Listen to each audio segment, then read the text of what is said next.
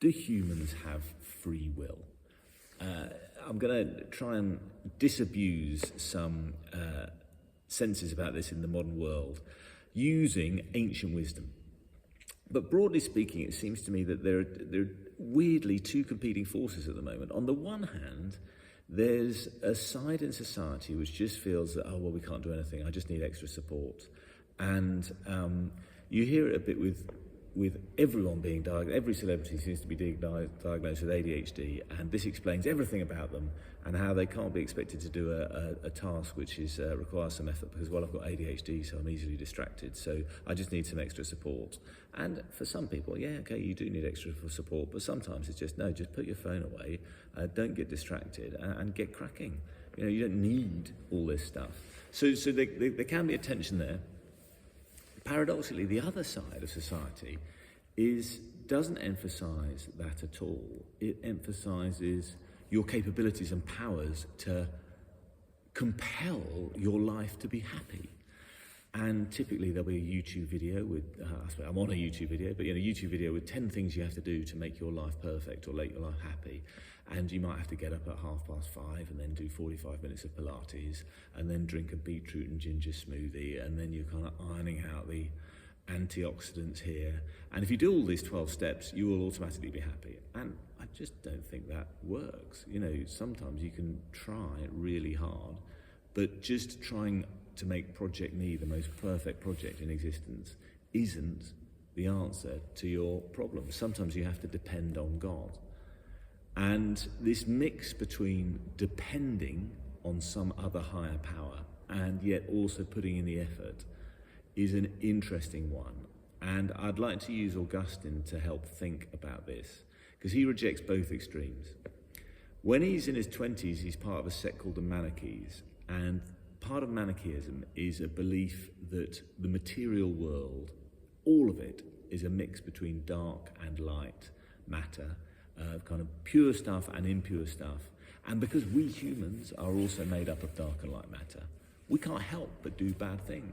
It's just kind of in our DNA. We will do bad things because we've got some bad matter. They were very passionate about a certain diet you should have, so kind of enhance the amount of pure matter you had. But if you did anything wrong, it wasn't your fault because, well, you've got dark matter. And Augustine felt strongly that he came to the conclusion that we did have free will, we should be responsible for our actions, we couldn't just blame it on dark matter. So he left the Manichees behind and he joins the church because he thinks that's a better, more responsible way forward. It seems to have an emphasis on free will and your power to do that, which he thinks is right. 20 years later, he's slightly hoisted by his own petard. With the emphasis on free will comes a new thinker who takes that and puts it to the limit. It's a monk called Pelagius. And Pelagianism is the belief in taking a very high view of human power. That when Jesus said, be perfect as your heavenly Father is perfect, it just needs the force of will for yourself to do it, and you will be able to do that. And he preached this very Puritan kind of aesthetic lifestyle. And he said it's about human capacity. And if you can't live up to it, well, you're just, you're failing. You're a failure of effort. And Augustine reacts against this. And you might say, well, why are you reacting against it, Augustine? Because you were the guy who was all about free will. And I think partly he's now been a pastor for a while and he knows people. He's been a bishop for 20 years by this happens, and he's seen what humans are like.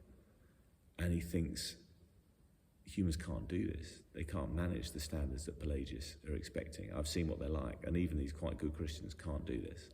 But the second thing he thinks is it doesn't give justice to the power of God. It's emphasising too much human capability and not enough eventually. It's God who's in control, not us. And God can decide. And so he doesn't lose the sense that we're responsible for our own actions, but he also factors in that just human beings aren't enough. You need God's help on side. And I find this kind of tension between the two and his carving out of a sort of middle path to be very helpful.